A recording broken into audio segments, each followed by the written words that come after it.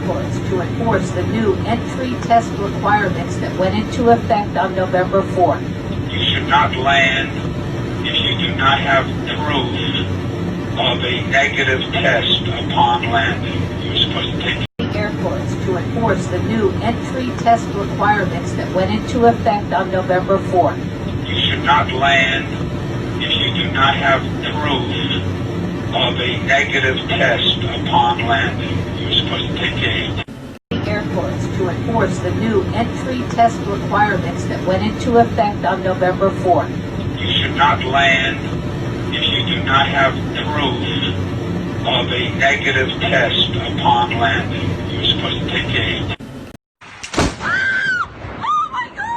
It was 7 o'clock when the show began and tickets were free.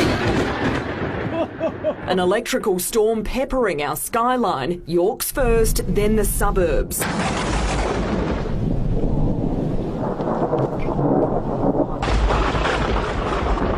400,000 bolts unleashed in the space of 24 hours. It was dazzling, but it was also dangerous.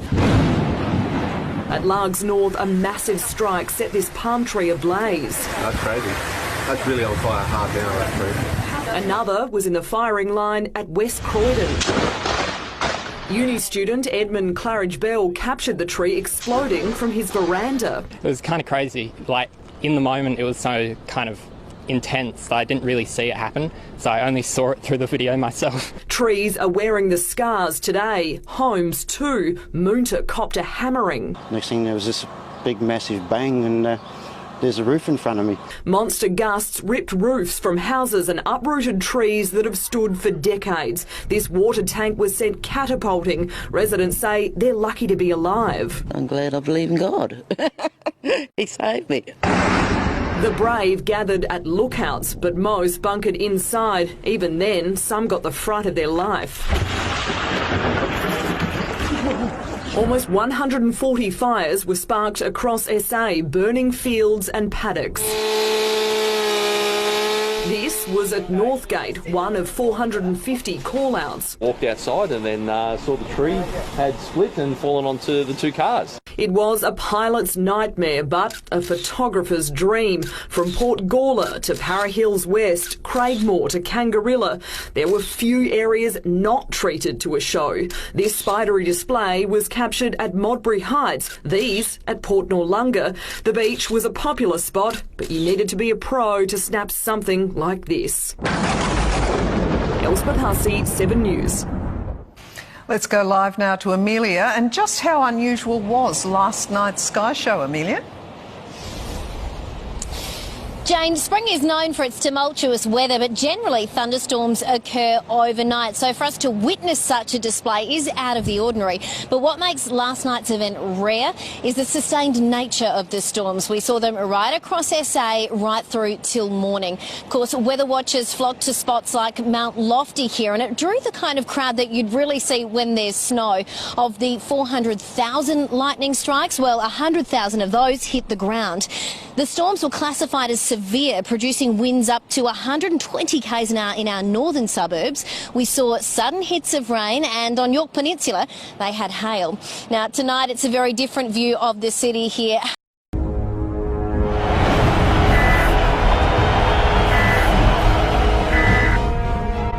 This is not a test. This is an emergency broadcast transmission.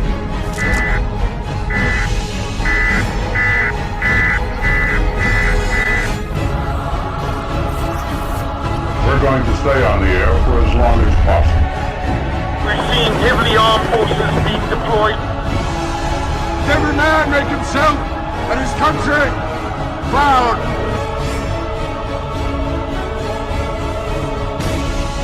Be brave. Be brave. Be brave.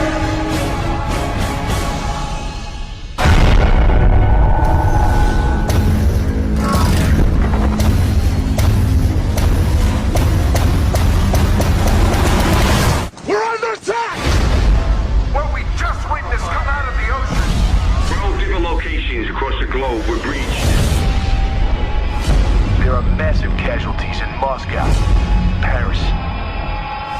We lost communications with Tokyo, Rio, and New York.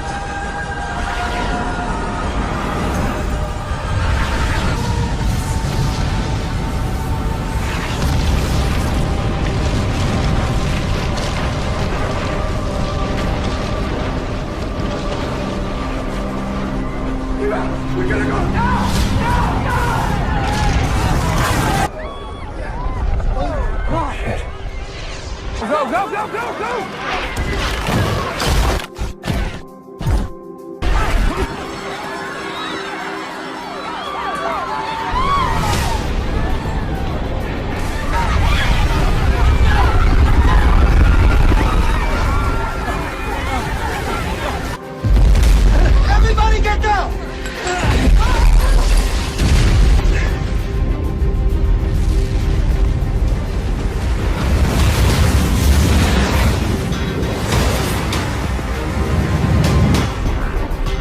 Zeus, satellite 1A, approaching London. Coordinates lightly loaded. Awaiting drop-off position.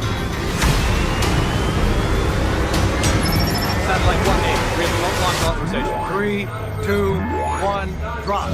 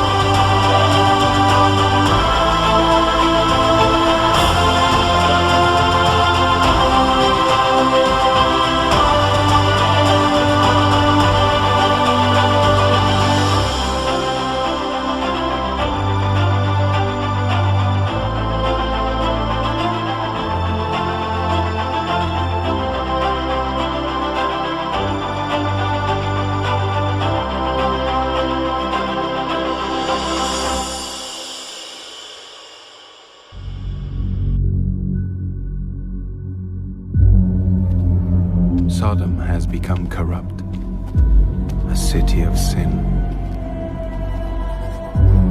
But my nephew Lot lives there. He has a family. The outcry against Sodom is great.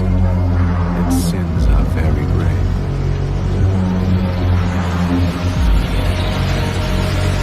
Going to destroy it.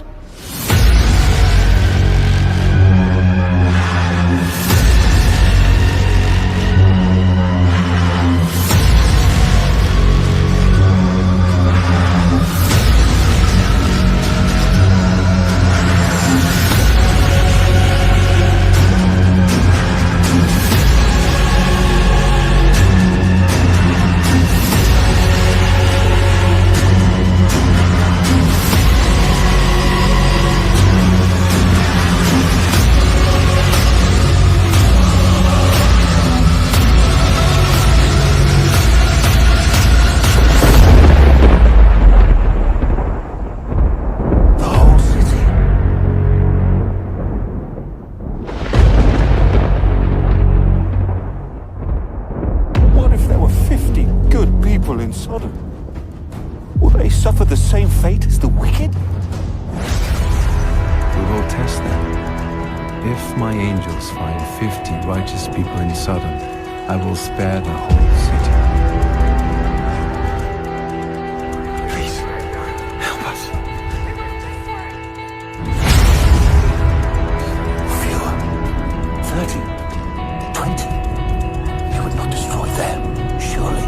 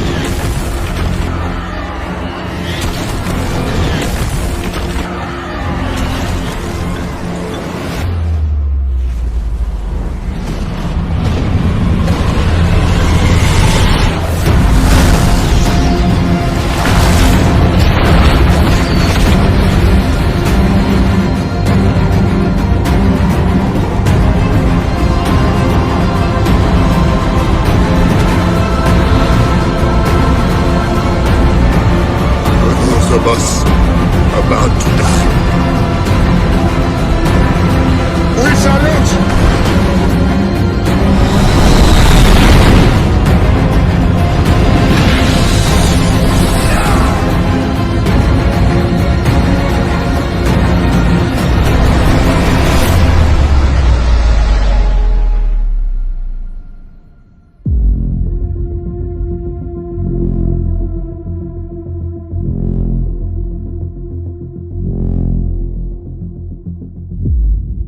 Meredith Lockwood and Sarah Morales have their 2 years together captured in snapshots. And this weekend, feeling good. It's kind of the whirlwind, but a good way. their album will add a wedding with less than a week's notice. Anxious, excited. It's all happening so quickly. They're part of the Marriage-a-thon for LGBTQ plus couples in Portland. Officiants, we have photographers, we have florists, we have a DJ. Jamie Carl specializes in weddings not always represented in the mainstream. Seeing people as people. She's one of the officiants this weekend, helping organize the Marriage-a-thon with keen events after reading an article. From USA Today, and it was Supreme Court justices set stage to end marriage equality. Just the fact that the potential is there means that a lot of couples are worried. Justices Clarence Thomas and Samuel Alito have suggested marriage equality, passed by the Supreme Court in 2015, should be overturned. With the confirmation of conservative Justice Amy Coney Barrett, some are concerned suggestions could become reality. We should have the ability to marry who we love, just like anybody else. On Sunday, couples will be married, spaced out in a huge venue throughout the day, following Oregon's strict COVID-19 guidelines. Family and friends can't even be there. Why get married this way? I need to jump on this because it's a good way to do this and kind of protect our rights. Rights to visit your spouse in the hospital, insurance, or adoption. Love and celebration. Emily Sterling will also officiate some of the weddings. We kind of pulled this together in, I think, a week and a half or so. It's blossomed into this beautiful event of tons of different vendors coming together to create what I think is going to be a really special day. I think we as queer people tend to struggle with this because it's a difficult thing no matter what. But to those people who are not supportive, what would you say? You know, if you can see marriage as something so sacred and special between two people, then you should understand the gravity of not being able to have that, no matter who you are. Just days before the impromptu wedding day, LGBTQ couples traveled Oregon to get their licenses and send a message. I had to remind myself that our identities are not political. Right, right. I feel like I have a responsibility to educate and to, you know, to be me in every way. Meredith and Sarah She means the world to me. I'm grateful to be going on this journey with her. hope their journey can uplift others. Every love is beautiful and that they should feel confident and proud of who they are. A new snapshot, bringing them closer together. From Oconto, I'm Brown, Galen and Door Edlund counties for have KGW filed a News. federal lawsuit to stop the certification of Wisconsin vote results. The three claim that their votes were diluted with illegal ballots, mainly ballots that were mailed. The lawsuit doesn't appear to provide any actual evidence of voter fraud, but includes claims from people who said they received ballots they didn't ask for, received multiple ballots, or were told they voted in person that they'd requested a ballot by mail. They want all votes in Menominee, Milwaukee, and Dane counties invalidated because those counties had large numbers of mail-in ballots. Down in Milwaukee. Lovely Sarah Tamer joins us live from Serb Hall. So Sarah, what can you tell us about what happened? Well, Ben, what I can tell you is that the Republican Party of Milwaukee County actually worked with Serb Hall to help put this rally on, but that's when things got out of control. Take a listen.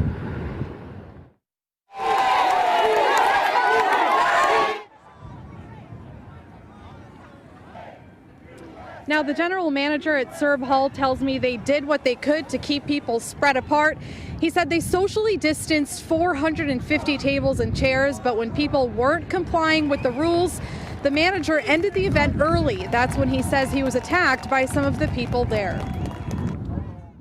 One gentleman rushed me and pushed me and twisted the microphone out of my hands, and then as he was moving away, pushed me again, and so I attempted to get the microphone back and grabbed him, and at that point, a number of people in the crowd pushed me to the ground and started kicking me. Sarah Tamer live with us here once again. Sarah, did police make any arrests? Well, Bed police say they arrested one person, though they didn't say why. Now, something to note, the manager here at Serb Hall says he's actually more upset with the city because 2 city inspectors came in and told him he could face up to 3 fines. And first up at 6 tonight, our big story. A shooting rocks the small town of Plymouth. A high school student has died. A younger sibling is in critical condition tonight, and their mother is being charged with murder. Thanks for joining us tonight. I'm Kevin Hogan. Police have determined that 43-year-old Naomi Bell is the one who shot both of these children.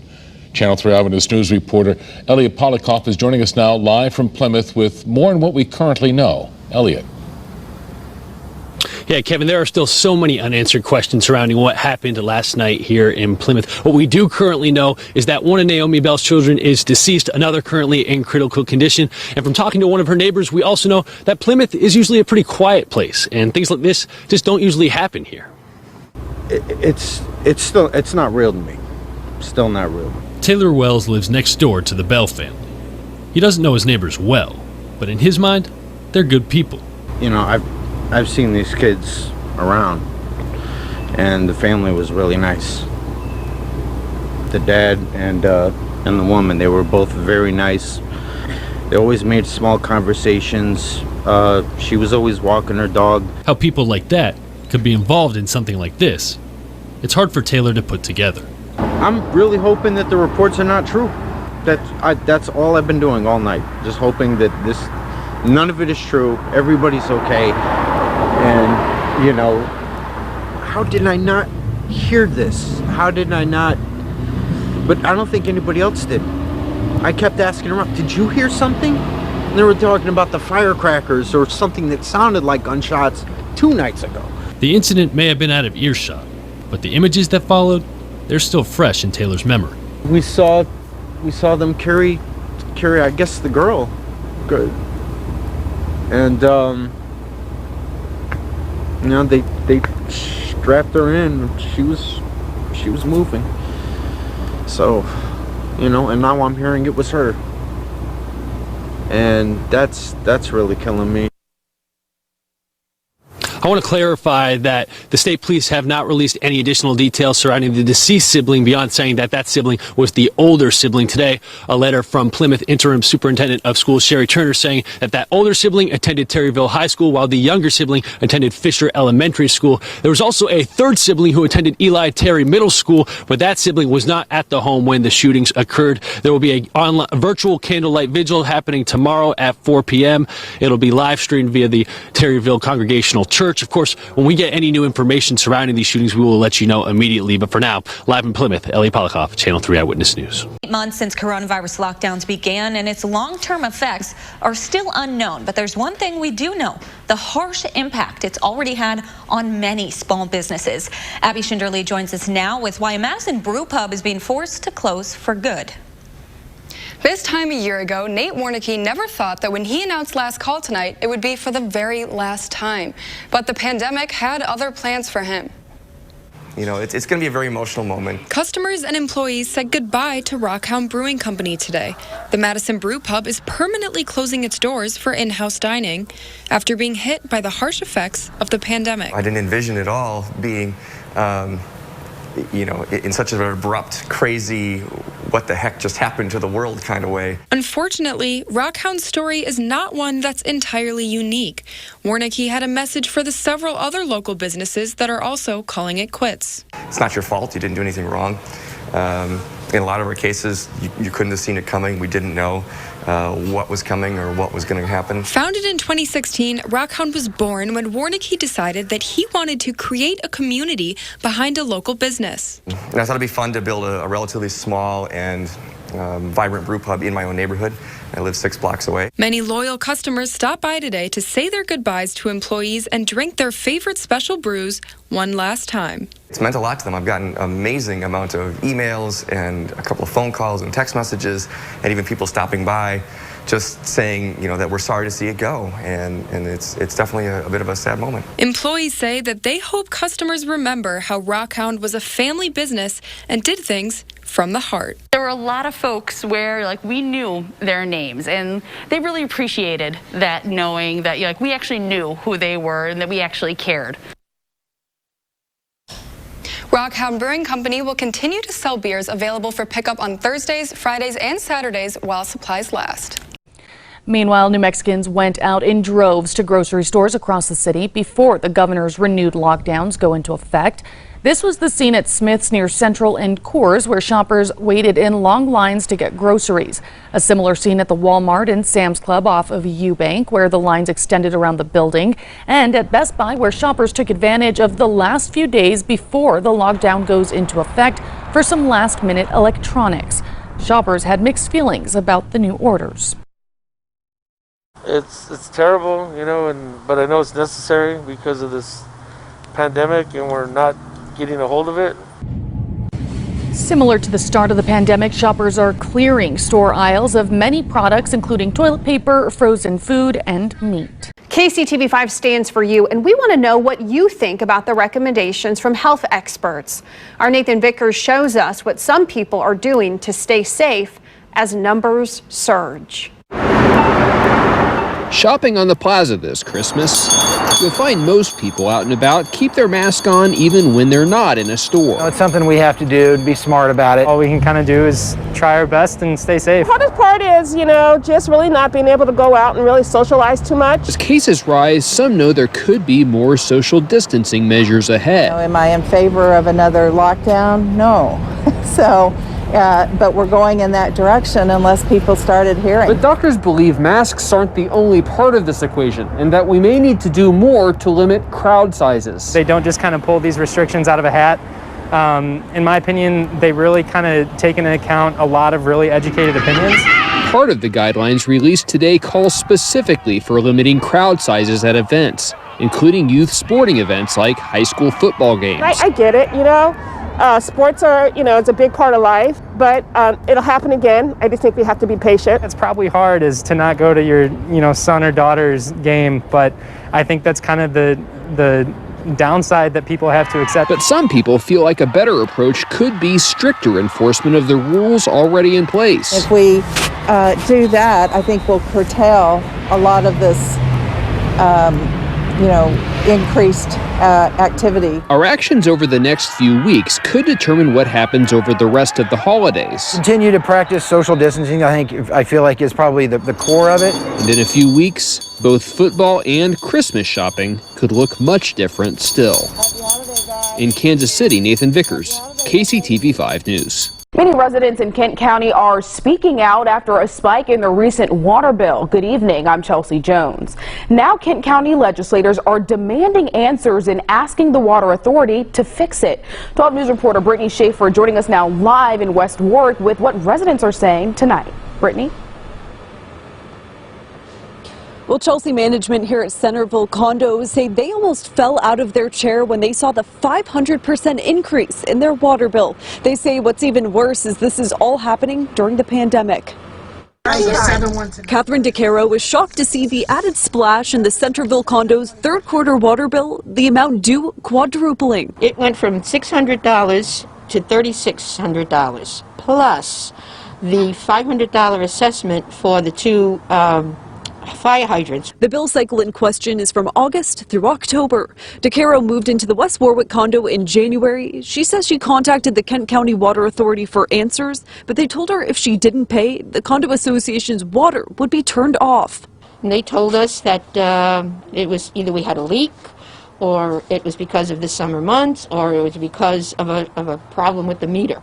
It just almost is inconceivable that this bill went up 500%. The Kent County Water Authority keeps blaming the customer, the ratepayer, that you have a leak, that you use too much water during COVID, drought.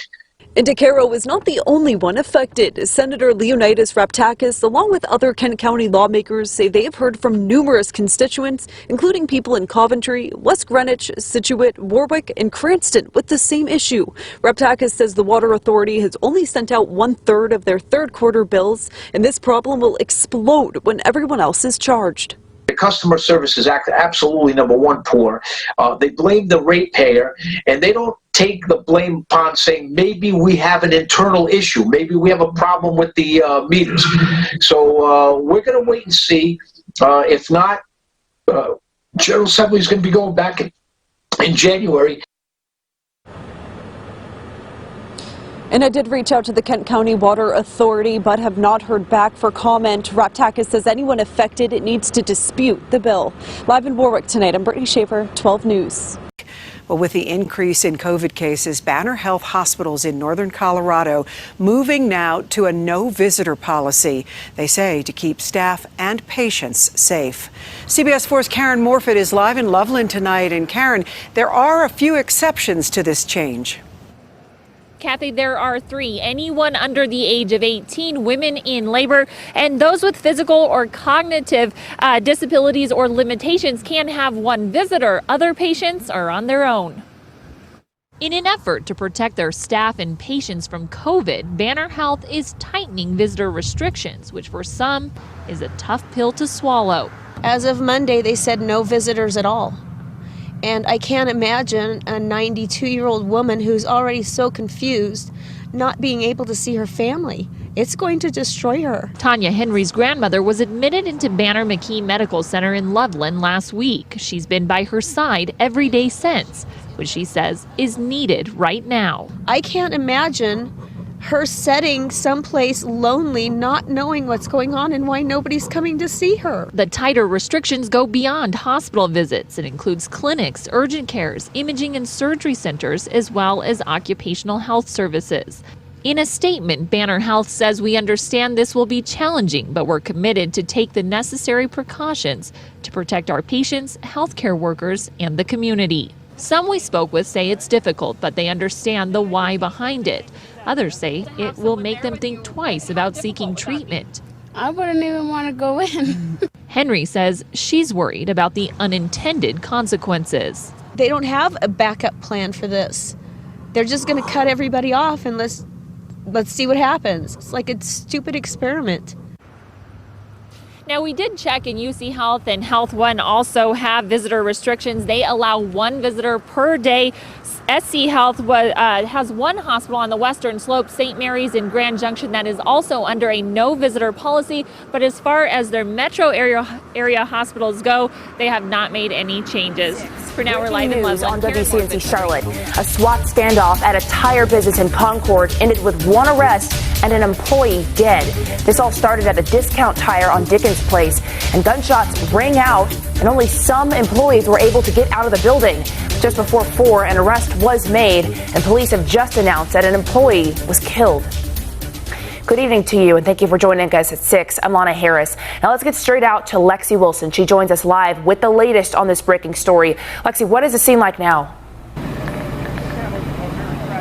Well, Lana, the scene has died down, but there is still a small police presence. Take a look as officers are investigating the shooting that happened here at Discount Tire. Now, we did speak to police who say an employee was found dead and a suspect is now in custody. The standoff between police and the suspect lasted several hours. Take a look at this video. Around 11 this morning, Concord police and the SWAT team responded to a possible shooter at Discount Tire on Dickens Place. There were original reports of an argument. After more than 4 hours of communication and negotiations, the suspect was taken into custody. No force was used from police officers. After the suspect was taken into custody, police found an employee dead inside the store.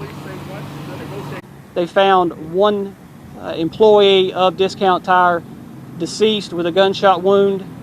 It's obvious that the person had been deceased for some time. We don't know the suspect's information to provide that to you today. We're still working to try to confirm exactly who he is. And police say the suspect was taken to the hospital for another medical event not related to this incident, and they right now are not identifying the victim as they are still notifying family. Of course, we'll continue to follow this story and bring you the latest. Reporting live in Concord for WCNC Charlotte, I'm Lexi Wilson. Lana, back to you. Terrible news there, Lexi. Thank you.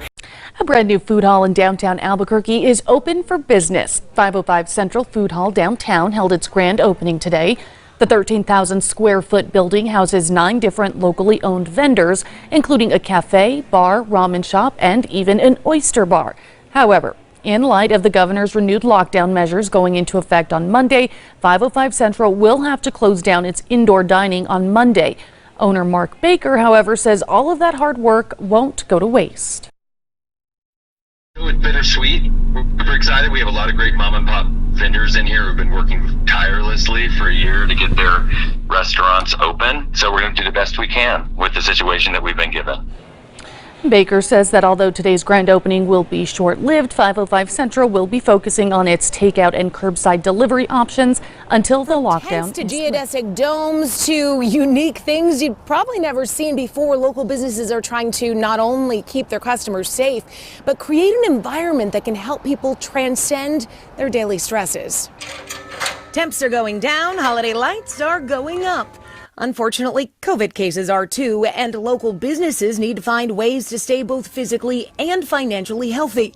In Northville, Deadwood Bar and Grill is alive with socially distanced Christmas spirit. Geodesic sphere dining domes transport you to a place where the North Pole and Grandma's house collide, complete with carpeted floors and chandeliers. Then in downtown Northville, they shut down the streets so you'll roam around. Nope. Scratch that. I did mean gnome, because they're going to be everywhere. And then we're going to do a scavenger hunt of those gnomes. So that should keep the kids interested and coming out in the cold, hopefully. Along with gnomes, Northville is bringing heat to these streets, adding at least 16 open-air heated structures. The pods are 8x8 or 8x16, so they have standing height tables or lower tables for about 4 to 6 people in groups. Some for restaurants, some for people to hang out. It's like a park-like atmosphere. People can go to eat, then come to the store and buy things, hopefully. I think it'll be a great opportunity to give us business throughout the winter, especially during those cold months. While other cities like Royal Oak allow businesses to utilize street parking to set up tents so they can accommodate more diners while still maintaining social distance. For a small business owner surviving this pandemic, is taking as much creativity as disinfectant. Whether hanging out in an outdoor tent or cozying up to a heat lamp on a patio or enjoying the night at home, for all of us, it's about finding the best balance between safety and sanity, and for our small business owners, paying the bills. I'm Jennifer Ann Wilson. From the snow in the mountains to the incredible wind in the metro area, our Michael Abeda is tracking the weather for us. Michael? Yeah, Kathy, I'm here along Highway 93 between Golden and Boulder searching for strong wind gusts, but could well be anywhere in the metro area, because that's been the story today from here in Arvada all the way down to Aurora. But it was in the foothills in the mountains where that wind combined with ice and snow that created a huge headache for CDOT crews. This is video shot by photojournalist Robert Sanchez of a traffic nightmare on I-70 near Georgetown earlier today. Those icy conditions had travelers struggling with the road and desperate to get their chains put on their tires. The backup that was caused there earlier today seemed to stem from a big rig that was having trouble getting up a hill. But as we know, that highway in the winter is always a challenge. And I talked to a weather chaser here today who was up there, and he said everything should be okay as long as you just take it slow. Driving on the roads up in the mountains today, that was pretty dicey in some areas, but if a minivan can do it, anybody can really do it. Just take it slow and, don't be fast, don't be an idiot about it. So if the mountains are on your travel itinerary tonight, it's wise to take it slow, probably even wiser to just stay home and postpone your trip if you can. In Arvada, Michael Aveta, covering Colorado. After heavy rains and floods impacted much of North Carolina this week, the water is starting to recede. CBS 17's Imani Payne joins us live in Wilson County. That area has had its fair share of problems. How are things looking now? Yeah, a much calmer scene here tonight. However, the impact from flooding still visible. Several roads around town are still closed because of standing water. Now, people in town tell me they got a lot of rain here earlier this week and say the flooding got so bad they weren't able to leave their homes at some points. They say this area floods frequently during bad storms or hurricanes, but say they haven't seen it get this bad in a long time. It was kind of hard to get out of town. I had to go around the long way to go through Wilson just to get to Goldsboro because of the water. It makes it, when the water's standing in the road, the best thing I can do is just say, do not go through it. I mean, and if you, ain't got to go nowhere, just stay home. Luckily, we're told no one here was injured during the flooding and everyone's homes are okay. For now, we're live in Stansburg. Imani Payne, CBS 17 News. The surge in cases means a growing demand for COVID tests. For the last 3 days, the Missouri National Guard manned a drive-through testing site on the parking lot of the Family Arena in St. Charles. More than 1,200 people signed up for the free tests. So you just go on the Department of Health and Senior Services website to register. It takes about 5 minutes to register, and they give you a time slot and day. And you come through and they check your registration, they verify your information. And once that's done, they bring you around to the testing. Testing in St. Charles wrapped up today, but the National Guard will be setting up free testing at 3 different locations in St. Louis County starting on Tuesday, November 17th. You can find out more information and sign up to get a free test on the Missouri Health Department website. We do have a link for you at KMOB. The audit has begun. About 2 hours ago, both DeKalb and Fulton counties joined in on a historic hand count that is now underway. Mara Sirianni joins us live from the World Congress Center, where Fulton County is retallying all of the ballots. And Mara, the county expecting to count more than 500,000 votes before next week's deadline. You nailed it. That is a daunting task. They have more than 528,000 votes to retally here in Fulton County. So as you mentioned, we're here at the Georgia World Congress Center. Take a look behind me. This room is packed. They have about 300 workers. Again, this process started around 7 o'clock this morning, and each party has invited to send designated monitors. Members of the public, I want to mention, are also able to watch. And the retally is already underway in some other metro Atlantic counties. So let's show you some video of the process in Gwinnett. They started around 10 o'clock yesterday morning with more than 416,000 ballots to audit. In Cobb County, close to 400,000 ballots are being tallied for the second time. DeKalb had workers, as you mentioned, Christy, start at 7 o'clock this morning as well. They have 370,000 votes to retally. Some other smaller counties in Georgia report they will likely wrap up before that Wednesday deadline. But remember, Georgia has 5 million votes to count. This is a really tall order for these guys out here who are counting. Some of them poll workers, some of them are paid workers. But again, the process here in Fulton County is underway now. They are expected to have an update for us and a press conference at 10 o'clock. So we'll let you know what happens there, but they're underway. All right, Mara, thank you for that update. You mentioned that the public can watch, and there is a live stream if you'd like to watch that counting process. I just tweeted it out on my Twitter page. It is the Galley Hatch in Hampton is offering a spin on outdoor dining igloos that seat one party at a time. They say when it comes to safety, there are windows and a door that can remain open for airflow, and there is an extensive sanitation process in between parties. All of the walls, interior, they're sprayed down, they're wiped down. The chairs, the tables, tablecloths are replaced. We have blankets in there for people to keep warm. Those are washed in between parties as well. And people are urged to make a reservation ahead of time for one of those igloos. It has been a week since Joe Biden was declared the winner of the presidential election, but pro-Trump supporters are still saying it's not over. They took to the streets in a number of American cities today, including outside the Capitol in Salem, to voice their opinions. Welcome to KOIN 6 News at 6 o'clock. I'm Wayne Haverly here in Oregon. Those Trump supporters gathered at on the steps of the state capitol in Salem. And KOIN 6's Jennifer Dowling, she is live now. She joins us with some of the details on that rally and what went on there today. Good evening, Jennifer. Good evening, Wayne. There were around 100 and 200 people while our cameras were rolling there. Take a listen to the sights and sounds of that rally.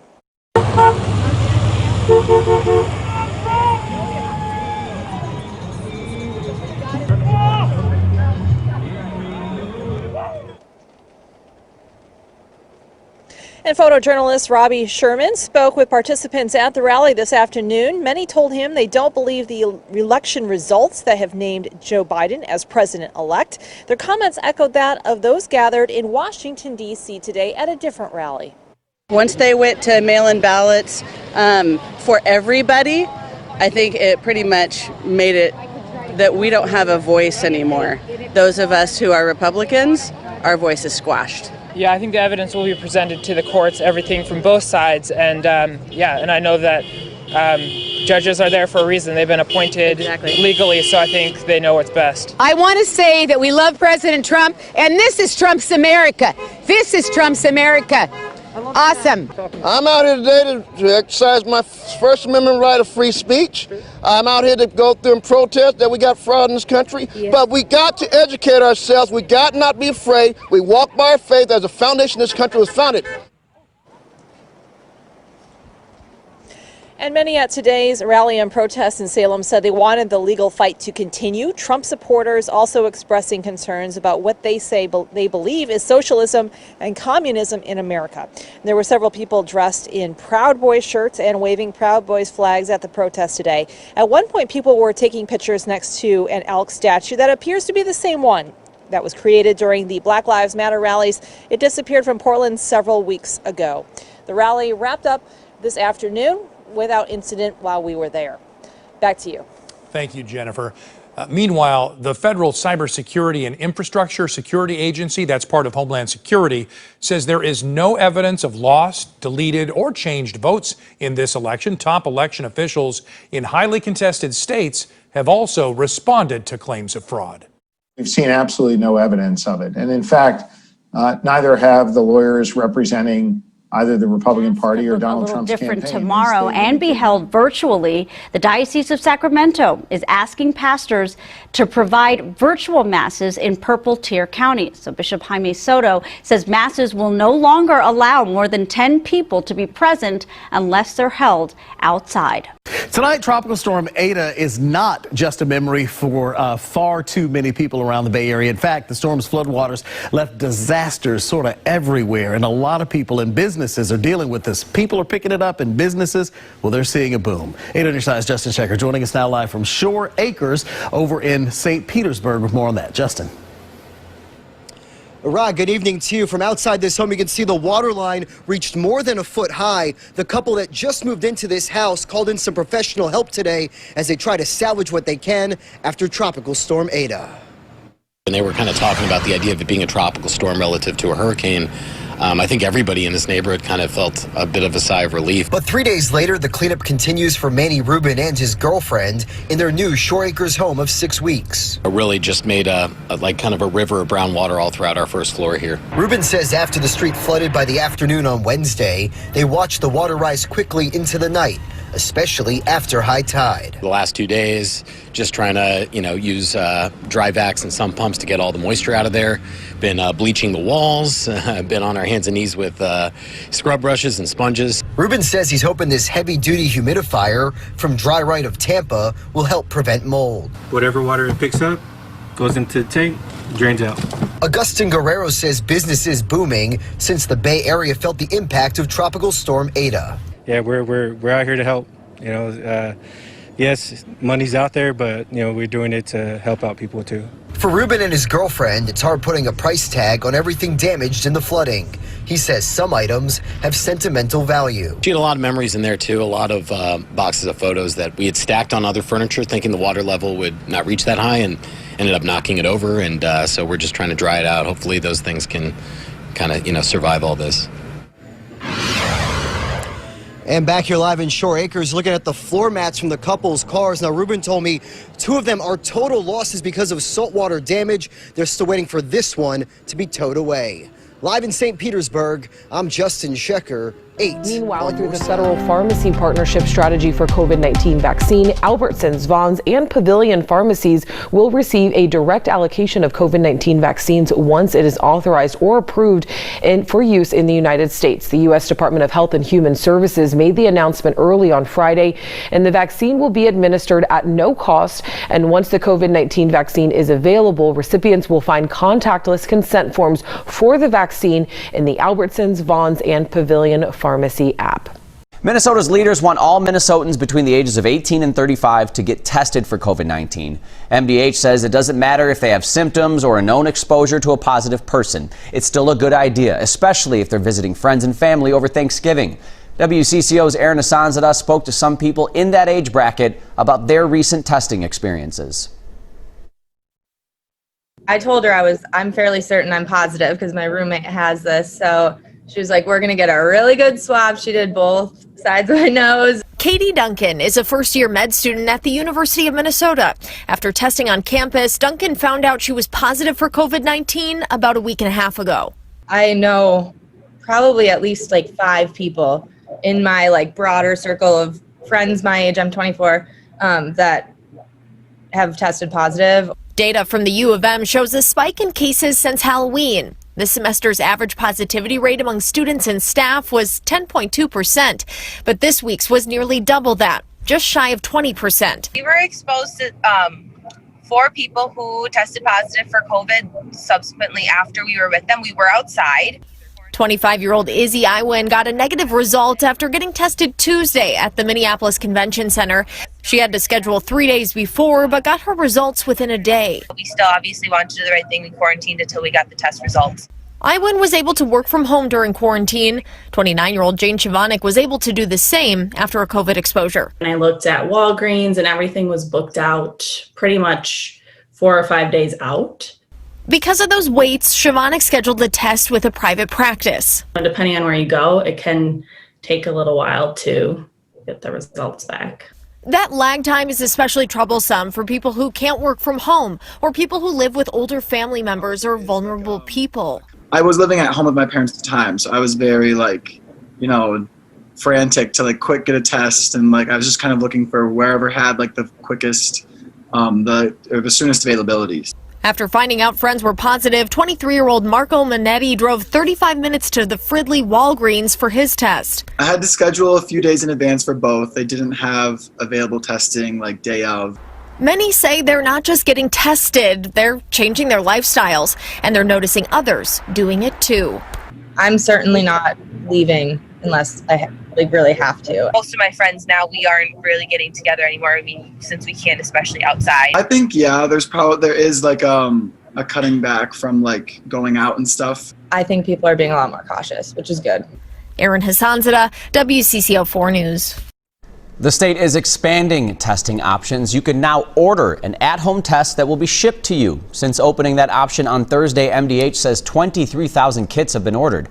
You can find a link to testing options at WCCO.com/links. Local leaders are on high alert as coronavirus cases here in Arizona continue to spike. This morning, State Farm Stadium is conducting coronavirus testing, and Jessica Parsons is here with us this morning with all the details. Jess, good morning. Good morning to you. So I've got my QR code right here. So this is what you're going to get when you register online. The line has already started to form this morning. So they're expecting about 1,500 people out here. And they've had weekends. I mean, they're doing this every weekend almost. And they've had weekends where 2,000 people have come out. Now, if you're not pre-registered online, you can come and they'll help you register, but it goes a lot quicker. So this is the test right here. And for some reason, Bree, help me out here, you have to spit inside the straw. Talk us through that while I get extra spit going. Yeah, so you stick the straw into the tube, and the straw allows you to get your saliva into the tube that we need the sample from. And I've been doing this for about 10 minutes to try to get it going. And you said there's a real difference between actual saliva and bubbles. And bubbles, yeah. So a lot of people do produce bubbles, so we have a minimum and a maximum line on the tube, as you can see.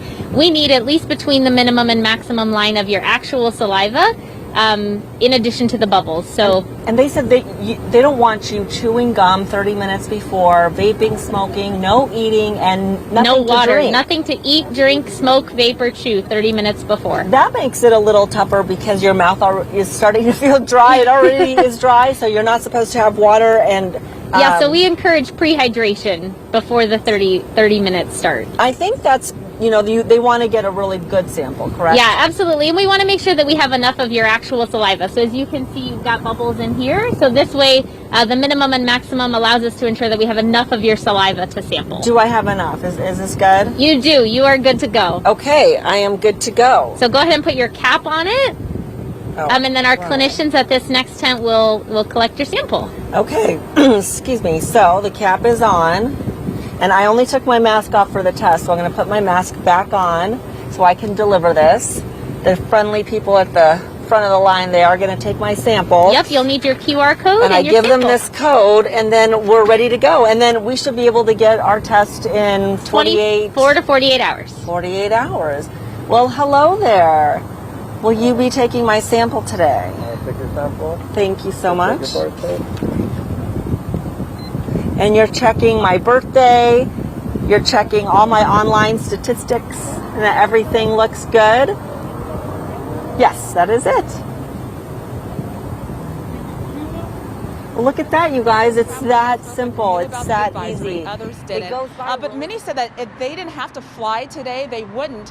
And when it comes to their Thanksgiving plans, well, those are going to look a lot different. I haven't seen my family since last holiday season, so, I'm just trying to be responsible. Brian Jones isn't too worried about flying to Virginia as the coronavirus pandemic worsens nationwide. An uptick in cases forced Governor Gavin Newsom to issue a travel advisory yesterday, urging people to avoid non-essential out-of-state travel. Timur Bekbasunov says although he'd prefer not to be flying right now, he had no choice but to go to Kansas for his dad's surgery. I'm trying to observe all the precautions that are required by governmental officials, but my dad's surgery at his age of 78 was happening, and so he wanted me to be there with him, and I decided to take a chance and travel. Under the advisory, people traveling into the state are urged to self-quarantine for 14 days. The new rule comes as California surpassed a whopping 1 million COVID-19 cases. With the self-quarantine for 14 days, it should really be limited to interactions with their immediate household and not mixing with households that they've come to California to visit. Health officials say while it may be tempting to go visit family and friends for Thanksgiving, they recommend people stay local and not gather in groups. Folks we spoke with say although disappointed, they've changed their holiday plans to do their part in helping keep others safe. Usually we get together with friends and try to have dinner together, but unfortunately this time we're going to try to do it separately using virtual tools and all of those things. When I come back here, I kind of just made sure I set up my room and got everything ready to go, because I live with people, so I'm not trying to get anyone sick. That's like the last thing I want to do. Again, the governor's advisory is just a recommendation. Officials are not going to be tracking travelers, but everyone that we spoke with said that they're going to do their part to try and keep others safe. Live at LAX, Candace Crone, CBS. Matthew 24:29. Immediately after the tribulation of those days, the sun shall be darkened, and the moon shall not give her light, and the stars shall fall from heaven, and the powers of the heavens shall be shaken.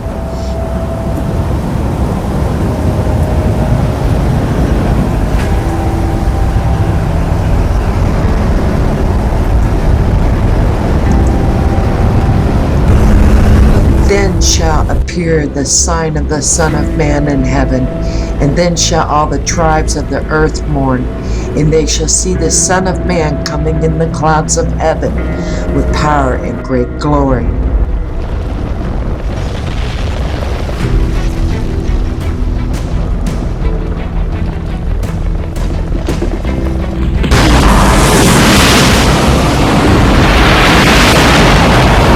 Shall send his angels with a great sound of the trumpet, and they shall gather together his elect from the four winds, from one end of heaven to the other.